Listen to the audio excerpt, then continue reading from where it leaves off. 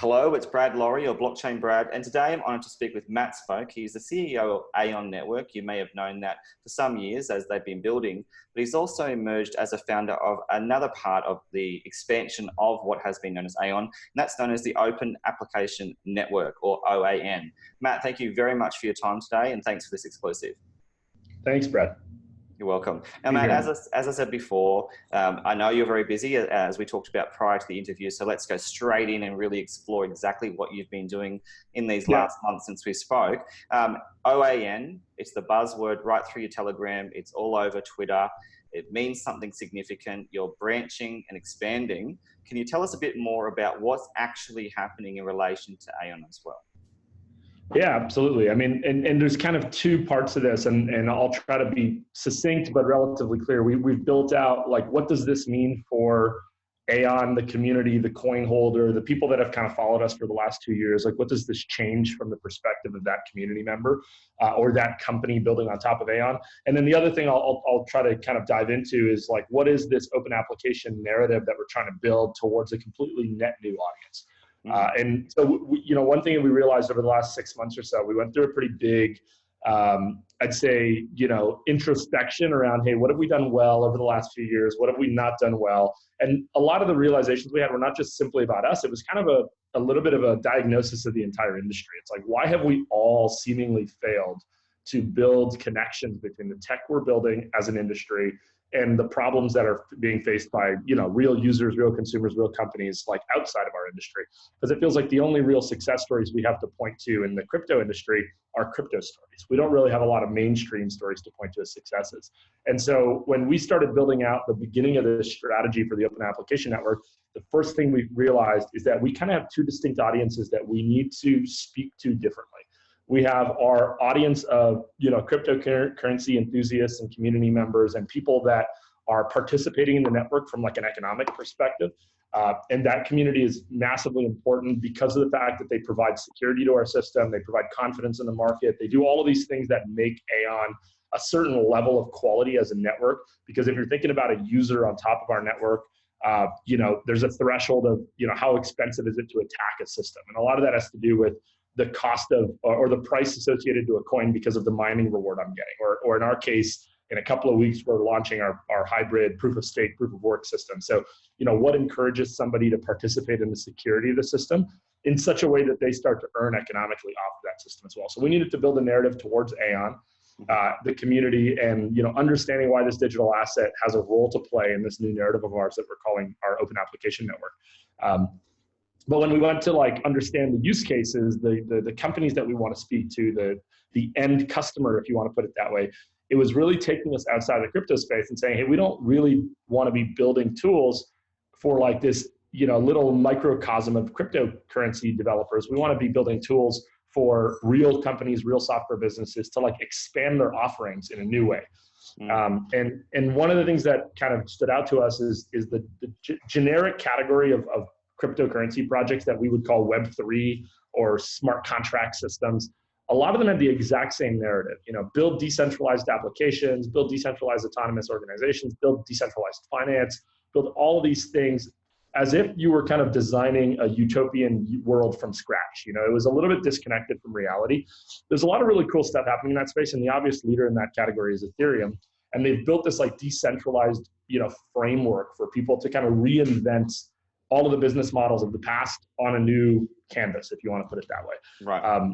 What I think was missing from that narrative from our perspective is that we don't think the answer to, hey, I don't like Uber, is to go build decentralized Uber. We think the answer to I don't like Uber is let's build augmentations to something that can actually speak to Uber, expand the offering of that ecosystem, and make it a healthier place for people to kind of interact and do commerce. And I use Uber as an example just because of, it's well known. And so Matt, just to interrupt there, it's interesting you saying that, because I read the article you wrote recently announcing these changes and this new branch that you're now putting forth.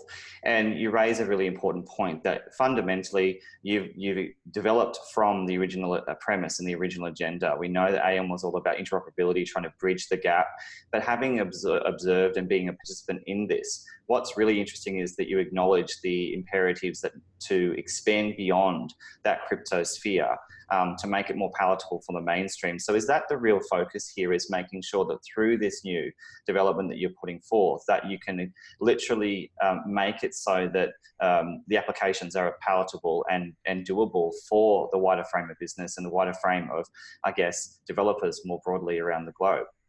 Yeah, well, and I'll put it a little differently, but the thing that I think that we focused in on, and we to be honest and transparent about our process, we hired a pretty cool kind of I don't want to call them a consulting firm, but we hired this really cool advisor 6-7 months ago that spends a lot of time kind of reviewing kind of strategic positioning of your typical Silicon Valley company. And the biggest thing that he focused in on is this idea that we've come to call category design. And it's the basic fact that companies that succeed are companies that start with a problem statement, not a solution statement. And as simple as that sounds, our industry, when we did this kind of introspection, was all solution first. It was all, my blockchain is better than your blockchain. I can do more transactions per second than you. My consensus is more decentralized. I can bridge. None of this narrative spoke to like, why does your technology matter? Who does it solve a problem for? And I think we've all been kind of victims of this to a certain extent. And the industry sort of encouraged this, because this is where investors were putting their money over the last 3 years, was that if I could convince you that my blockchain was better than that guy's blockchain, then you'd start, believing my project without me ever having to answer the question, who's my end user? What are the use cases that people are going to build on the system? So we got so deep into like technical differentiation, we stopped talking about like problem statements. And so for us, it was like, let's back up a second. We're going to have to build really good under the hood technology as this industry matures. But it will only matter if we actually convince a user that the problem they're trying to solve is solvable on top of the system, right? So it's almost ironic, because you've become utility driven, despite having that utility focus. As we all have come to learn about utility models and utility tokens. But initially, as you said, it was almost a layer one scalability race. Even at the interoperability level, and now you're saying you've really had that support from outside parties that have come in, assessed your situation, and said, look, here are some of the questions you need to look at. Here are some of the problems perhaps that we need to question. And now you're saying it's all about a utility, quite literally. Yeah, and I think where we landed is we wanted to find a set of problems that were very, very well suited for this type of decentralized open systems that we're building in our industry.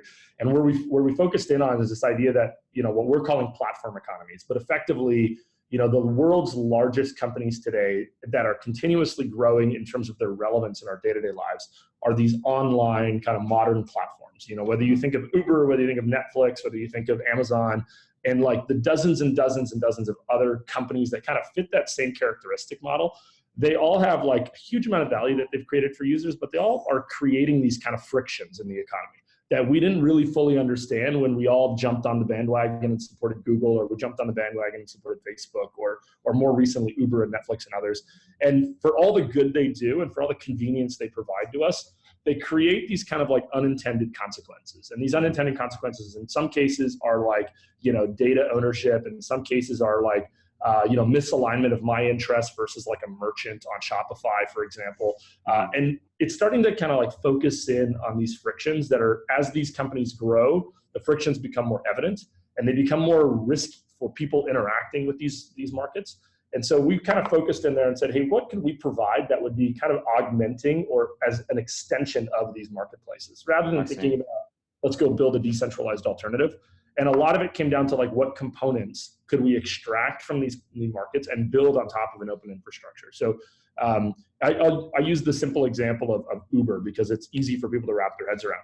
Right. Uber is a phenomenal tool, provides a lot of value for people, but a lot of people don't stop and think about the fact that like when I have a reputation on Uber as a rider or a driver, that reputation is useless to me outside of Uber's ecosystem, right? I can only use it to interact with Uber. So if I'm a driver on Uber, why is it such that I should not be able to take my reputational data from Uber and use it to go, drive on another platform or get a loan?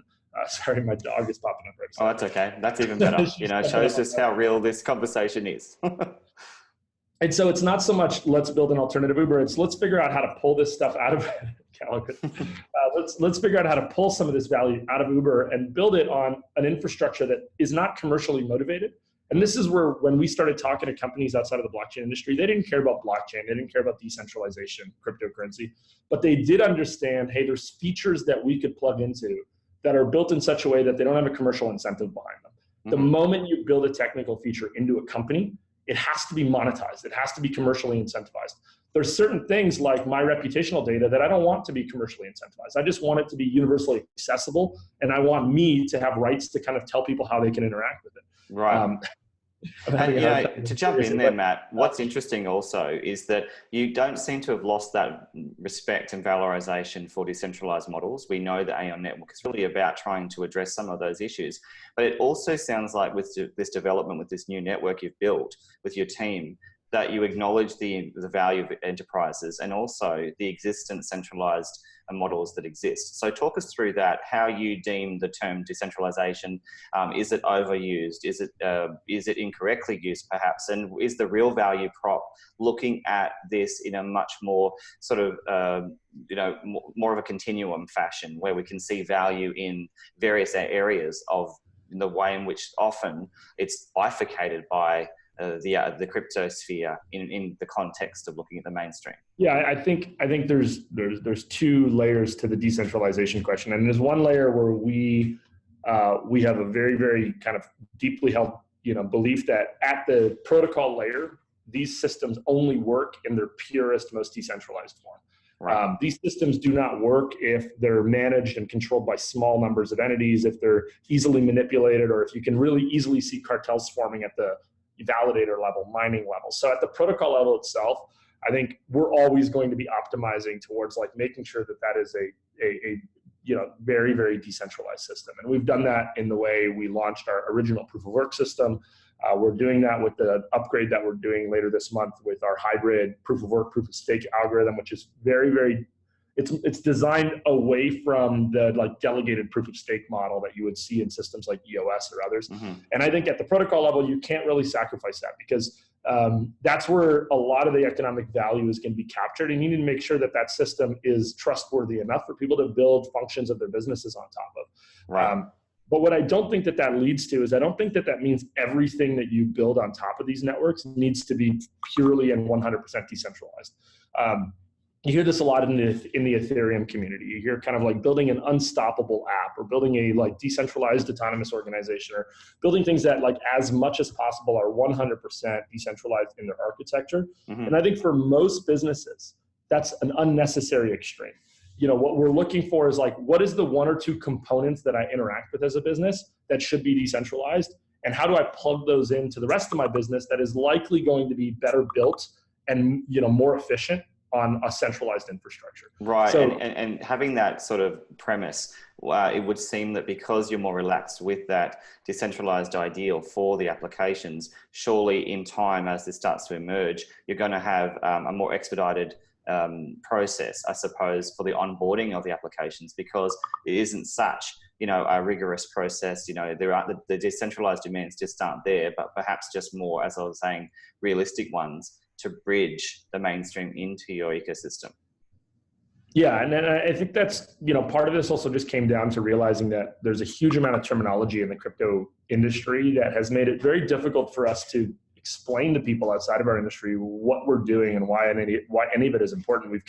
We've created our own jargon that in our minds is impactful, that it has meaning, but to people outside of our space, it's meaningless, right? When you tell somebody your business model is centralized, you should build it decentralized, that's a meaningless statement because centralized does not equate to negative in people's minds, right? In our world, it's a negative connotation. In most businesses, this doesn't ever cross their minds, right? They never wake up in the morning and say, how can I possibly make my business less centralized? Right. Like, it's just not a consideration of normal businesses. So, it's redefining the problem and proposing a solution to these companies that is more speaking to like pain points that they actually feel on a day-to-day basis. So a big part of this for us was just a narrative building.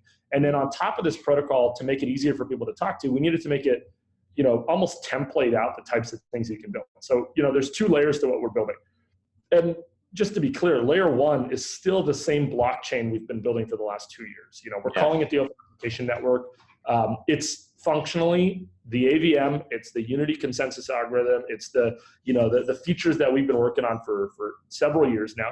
What we've built on top of that is we've started to develop a series of, we call them open kits, but they're effectively a set of tools and libraries for developers to be able to kind of pre-template use cases in a way that is very easy for them to integrate and plug into, let's say, the API of a marketplace like Slack or Uber or Shopify or something like that.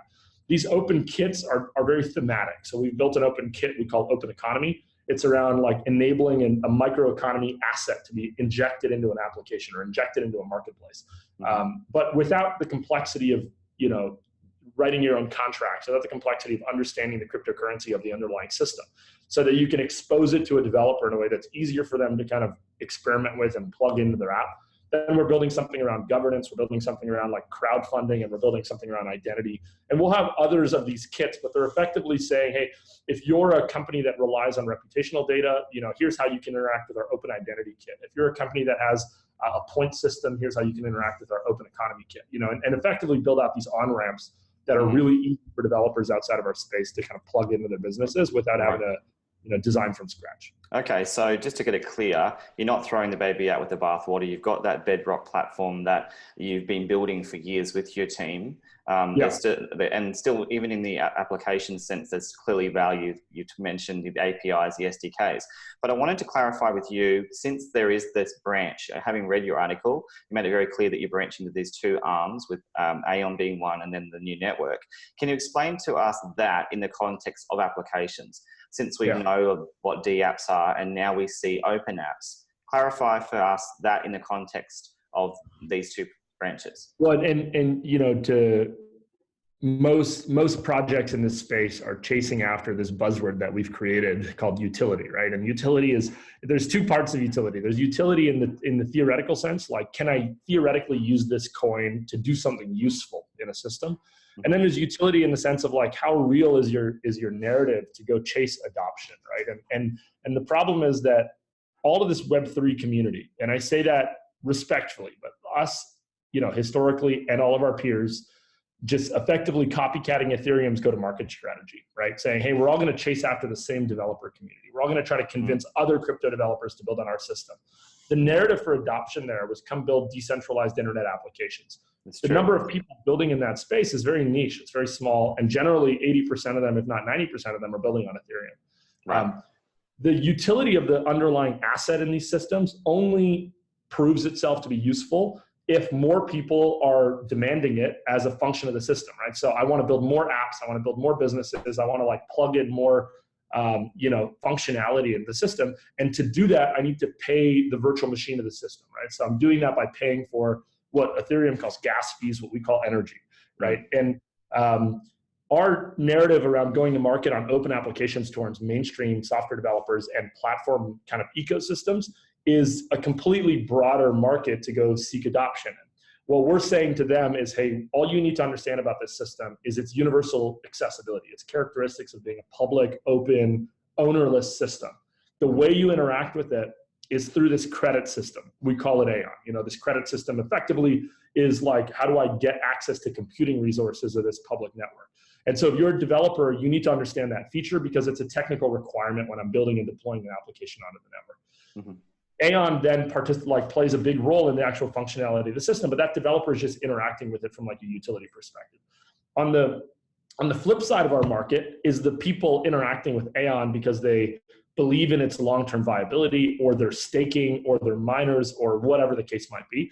Those people understand AION from its economic purpose in the system, right? They understand AION because the more we believe in it, the more value we inject into the system. The more I stake of it, the more secure the system becomes. So they're participating in the AION economy for crypto economic reasons, whereas a developer on the open application side is participating in the AION economy for utility reasons, right? Like, I want to build an app.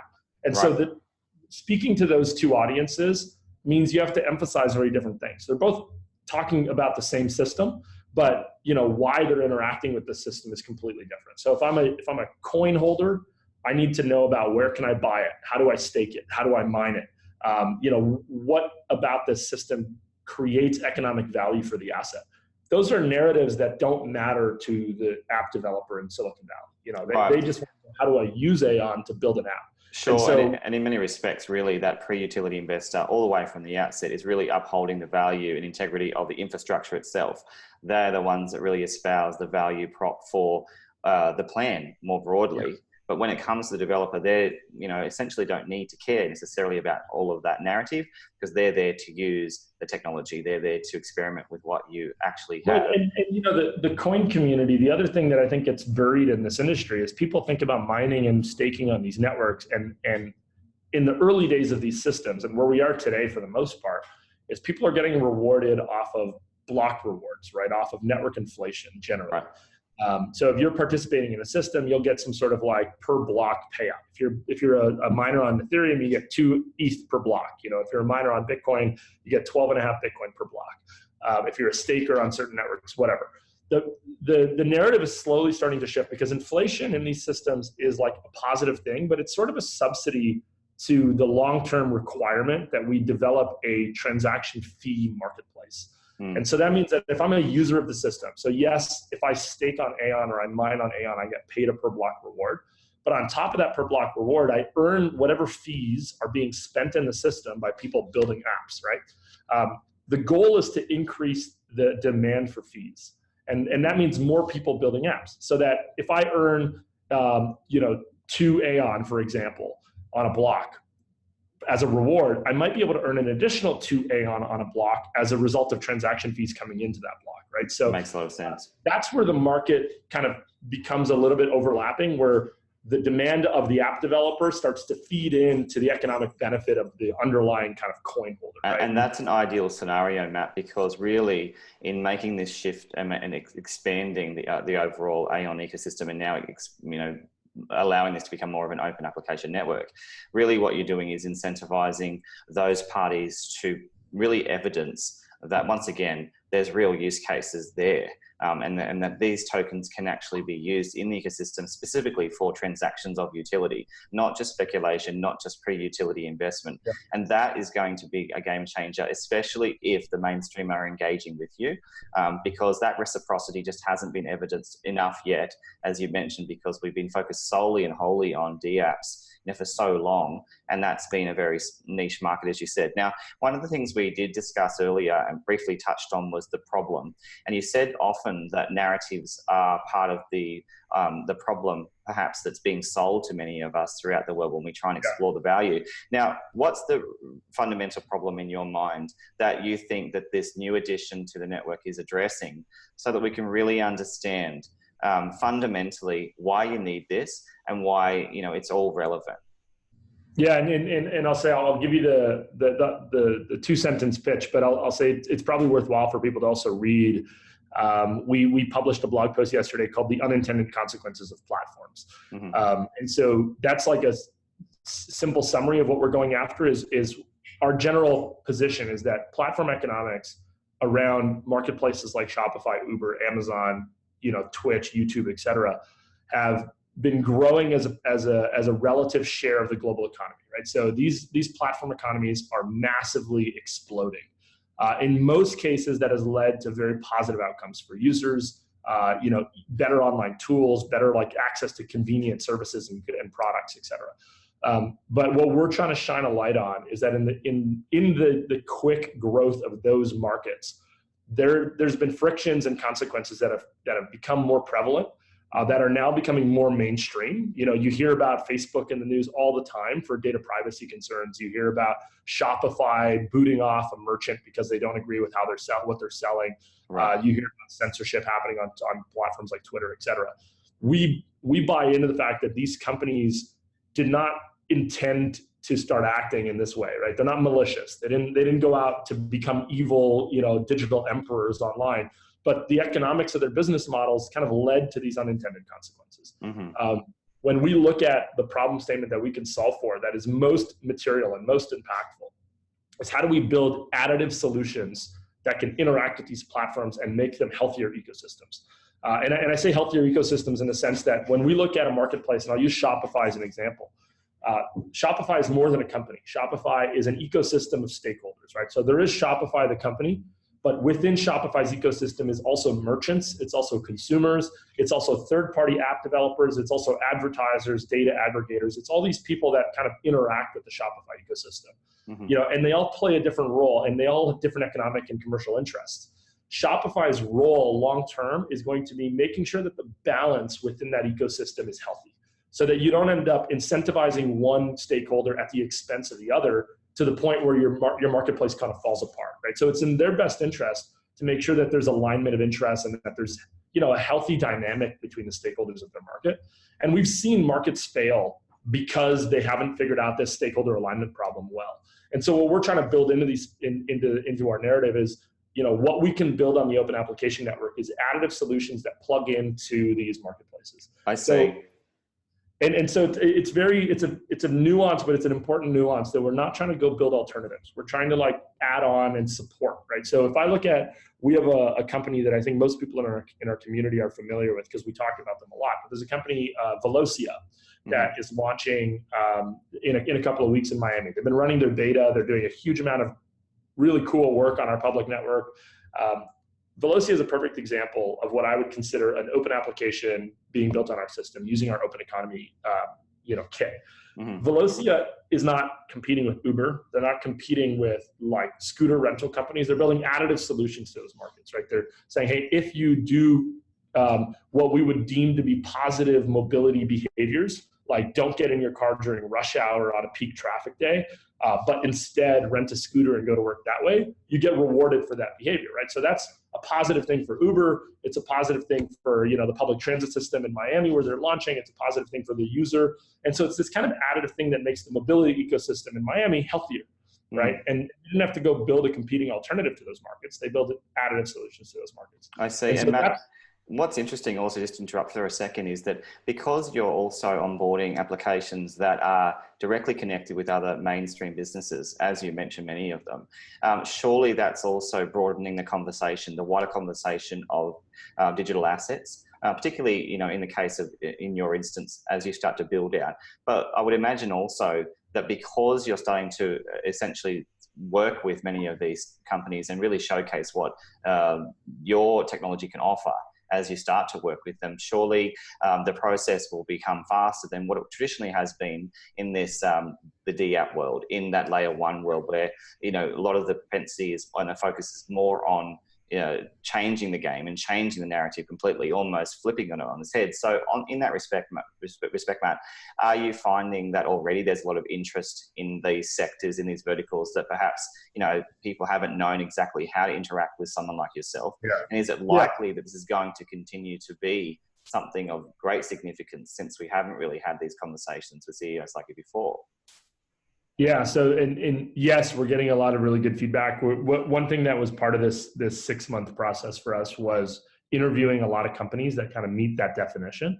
So we interviewed an enormous number of kind of product managers and executives within platform companies and within the companies that kind of directly interact with platform companies. So think about the merchant on Shopify, or the driver on Uber, or the app developer that plugs in to YouTube or whatever, right? So we did probably 100, if not more, interviews of distinct companies that are building within these ecosystems to test how we were going to market, what problem we were defining to them, and like did it resonate with them?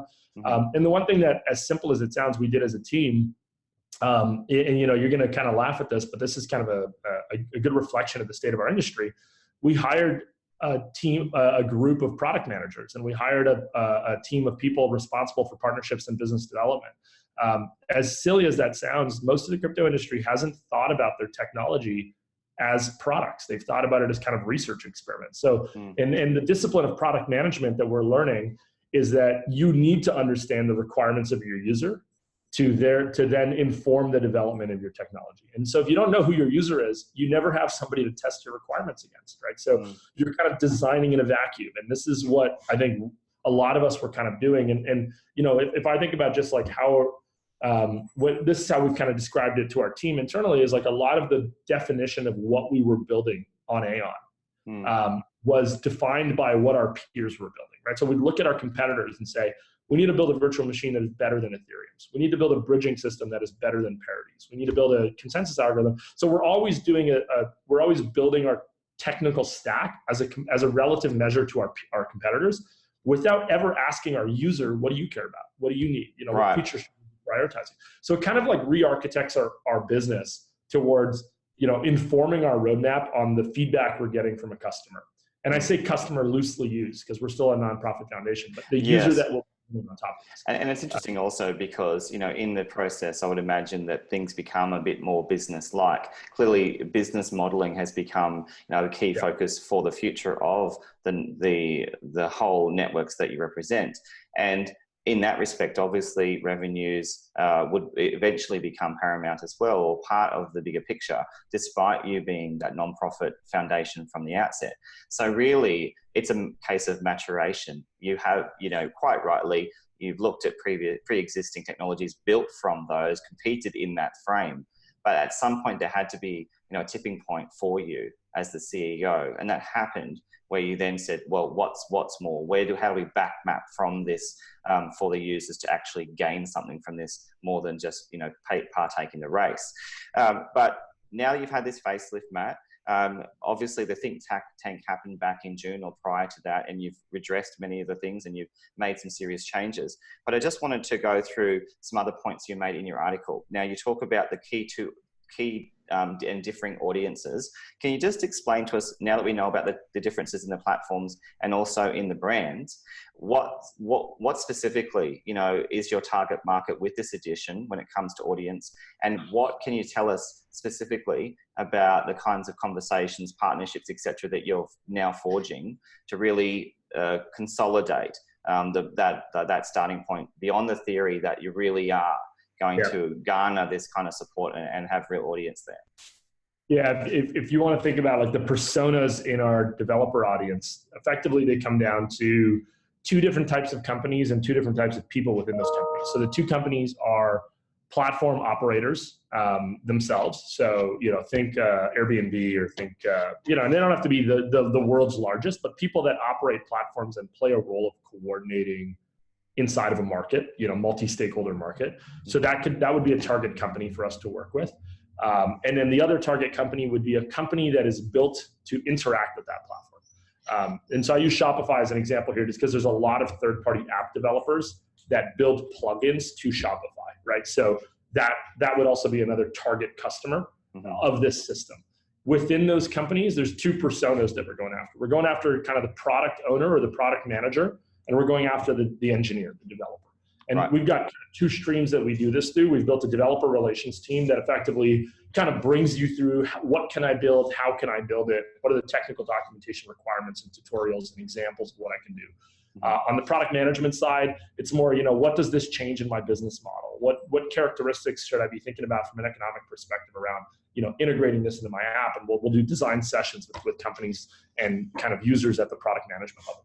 So that's kind of generically the personas that we're going after. At this stage, we have a number of projects underway that are small, medium, and large that are either the platform company themselves or like a dependent company on a platform. Okay, tell us more. You know, I love to hear this stuff. So for those of us who are really excited about this, you know, this additional bridge. Once again, we talked about the interoperability as that bridge before. Well, not unimportant in any way, but this is different.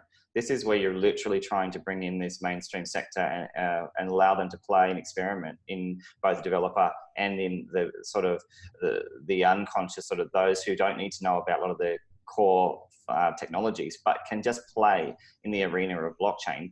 I'll give you an example, because like all of these, and you can appreciate, Brad, all of these have specific considerations because they're companies and NDAs. And NDAs, but I'll give you one because we're announcing it today. So by the time this video comes out, it'll probably already be public news. Okay. We're working with a company, Latin American company, historically a Venezuelan company. They have some presence in Venezuela still, but as you can imagine, the political environment there means they also have some presence outside of Venezuela in Latin America. Today, they operate one of the largest video streaming subscription services in Latin America. So think Netflix, but you know, for like TV content and things like that for the Latin American market. They've about 4 million subscribers. So they would be kind of a regional competitor to the Netflixes of the world, but they also operate kind of a ad marketplace for advertisers to be able to push ads into this video content. So there's somewhere between like a YouTube and a Netflix with like an ad marketplace on top of that. Right. That's a big deal, Matt. Yeah, so so this would be an example of like a mid-sized regional player that operates a big platform that has kind of, merchants on one side, advertisers on the other side, consumers on the other side, and has to play this coordinating role in the middle. Vivo Pago has been working with us and our partners at MavenNet to effectively build out kind of the concept of an open economy within their marketplace. I see. So this is going to be Matt, what was it called again? I didn't quite catch the name of it. It's called Vivo Pago. Okay. And it'll be out soon. So we talk about, you've often referenced Uber, Spotify, Netflix. Now, obviously that Latin American, addition or that inclusion in the sort of partnerships you're forging and the developments you're making, that's exciting. But Matt, is that really just the beginning? Is the goal to really connect with these kinds of major players in sort of the US space, for example? Absolutely. Let's talk about that. I use the big brands because it's easy for people to understand the story when we're talking about Uber and Airbnb and Shopify. We'll likely start by, everybody building software has to kind of earn their credibility, right? So we have to earn our credibility in that space, which probably means we're going to see a lot more success in the short term off of like mid-sized players as we develop a narrative towards the larger size players. What we'll have more success with immediately on larger markets is we'll have success working with that second tier of company, which is like the plug-in company, the company building a Shopify app, for example. So that gives us a direct foot in the door of the Shopify ecosystem without having to work directly with Shopify. Doesn't mean that we're not chasing after the Shopify relationships of the world, the Ubers, Shopifys, et cetera, but we're going to go kind of sequentially through, hey, how can we prove a narrative and show some value with like a participant in that ecosystem, and then work on actually getting to the main player itself. And then we'll see kind of second tier platform economies that we can actually directly influence in the short term. Got it. Well, Matt, congratulations for that development already. Now, clearly you're taking this seriously as you've now branched into this open network that you built, making sure that applications are very much focused on already pre-existing models of business and use case. Now, the launch itself, I read in your Telegram from one of your admins that it looks like there's about 15 to 20 applications, planned for just this next few months. Can you comment on that? I mean, is that an accurate statement? Is there a significant pipeline, especially when we're talking about open applications? Next few months, 15 to 20 might be overstated. Okay. I'm trying to think off the top of my head. I want to rein in the community admins from over. Well, perhaps it was a mix of both. Of the AION applications, the D apps. Perhaps I misread it, but certainly those numbers came up. The metrics that we're going after are how much is the network being used inside applications, not how many applications are being built. We've seen that narrative play out in Ethereum. Tens of thousands of applications built on Ethereum, and all of them get exactly zero usage, right? So the goal is not number of applications. The goal is number of applications that are building real value and real utility on the system, right? So, and Matt, I appreciate that. I speak to so many different CEOs, and we don't have enough of this conversation. Actually, it'd be less than 1%, to be honest, when it comes to empirically evidenced utility tokens, real operations. When it comes to. I'll give you we have a process internally we call our OKRs, and you can think of them some similarity to our KPIs. Like there are objectives and our key results as an organization. Our primary driving OKR is how much is the system being used by an application.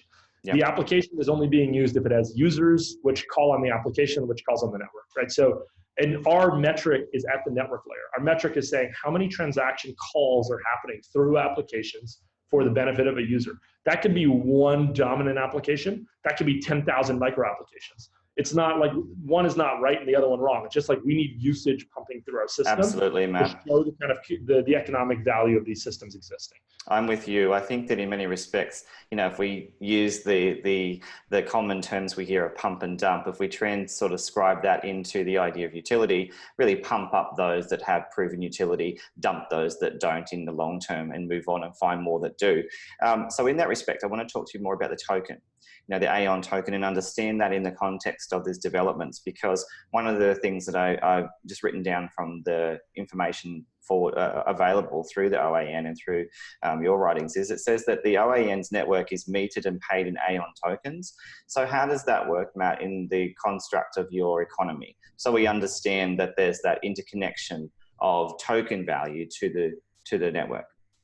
Well, so it works probably the way you'd be familiar on other systems like ours, right? So every time I want to use a resource of the network, let's say deploy an application or call a function within a smart contract or whatever the case might be, that comes with a cost of energy, and that energy is denominated in AION, right? So it's like a metering system on the actual machine. So you're taking advantage of a global computing network, and I'm putting some of the capacity of my app onto that network. So I'm not paying for the infrastructure, I'm not paying for the AWS cloud services, but I am paying for access of the network, and the access to the network is paid through AION.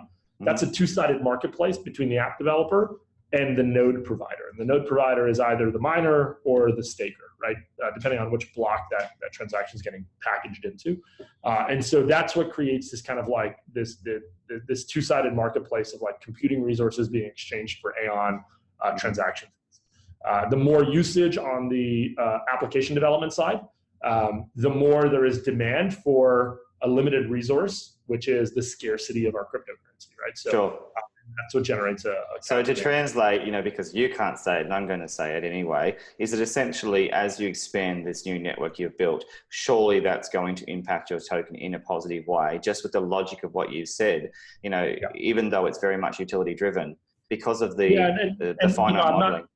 I'm not afraid to speak to it. Like, we obviously won't talk about numbers exactly, but like there is better thinking today than there was 2-3 years ago around like what is economic value capture within a system like ours, right? And so there's some terminology that's kind of come out from some of the leading kind of crypto economists in the space. So the concept of a crypto GDP is sort of a concept that to us is how much AION is being spent to use the system on a daily, monthly, annual basis. The more AION is being spent to use the system, the more the implied value of the system goes up. And that's partially true in a highly speculative market, but it's increasingly true as the speculation disappears and as the utility pops up. Right? And that's super exciting to hear, because we've all been wanting to see this transition into a utility-centric model. You're leading this out. Now, Matt, in terms of regulation, I don't want to talk too long on this topic, but I hate to do this, but I've got an interview waiting for me. Right. Okay. Because it's 9:00 here. And there were so many more things I wanted to talk to you about, but perhaps we can. I'm happy to do a part 2, because I think we could probably dive into the regulatory conversation. I'm sure we could dive into like more tangible examples of what's being built. So why don't we kind of like close it and just agree that maybe in a couple of weeks or whenever you want to, we can do a part 2 and I'll make myself happy. Absolutely. Well, I'll close it off here and I'll try and contact you as soon as I can. I won't wait weeks, because I'm sure the public are really wanting to hear more about these new developments. And it's been an honor to speak with you, Matt. It's great to hear that you are all about the utility. You're really changing the game when it comes to trying to bring in new forms of business, allow them to have the conversation with you and explore the value of the networks you're building. So congratulations, Matt, and all you're doing with your team. And hopefully very soon, I'll keep on annoying you in your DM on Telegram and Twitter, so that we can set up part 2 of what is a very interesting development with both the AION network and also the new network with the Open application that you're building. Thank you very much, Brad. Talk to you soon. See you, mate.